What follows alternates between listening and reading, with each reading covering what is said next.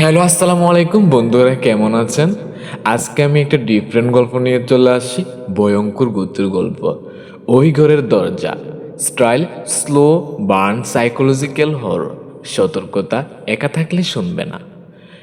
তোমার বাসায় কি এমন কোনো ঘর আছে যেটা রাতে কেউ ব্যবহার করে না? যদি থাকে, আজ রাতে দরজাটা ভালো করে বন্ধ করে ঘুমাবে, কারণ সব দরজার ওপাশে মানুষ থাকে না। সুমন নতুন একটি বাসায় ভাড়া উঠল।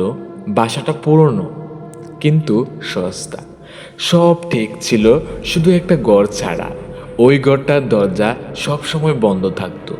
মালিক বলেছিল ওটা খোলা রাখবে না, ভিতরে কিছু নেই।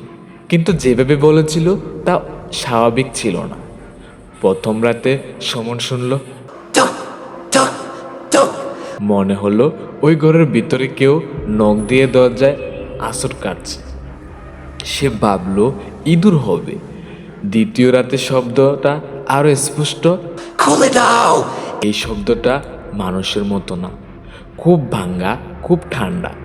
ভয় বাড়তে শুরু করলো। তৃতীয় রাতে সুমন দরজার সামনে দাঁড়ালো। দরজার নিচে দিয়ে ঠান্ডা বাতাস বের হচ্ছিল। হঠাৎ দরজার ভিতর থেকে একটা কণ্ঠ, তুমি তো আমাকে দেখেছো। সুমন চমকে উঠল, না, আমি কাউকে দেখিনি। ভিতর থেকে উত্তর এলো, মিথ্যা বলো না, আয়নার ভিতরে আমাকে দেখেছো।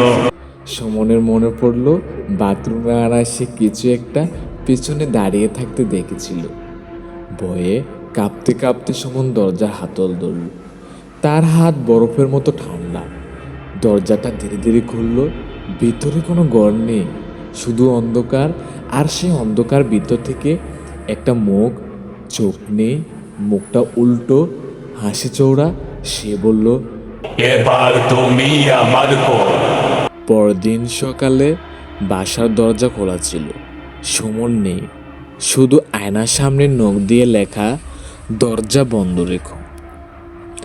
লোকেরা বলে ওই বাসায় এখনো রাত হলে একটা দরজা খোলে, কিন্তু সমস্যা হলো দরজাটা বাইরে থেকে না, ভেতর থেকেই খোলে।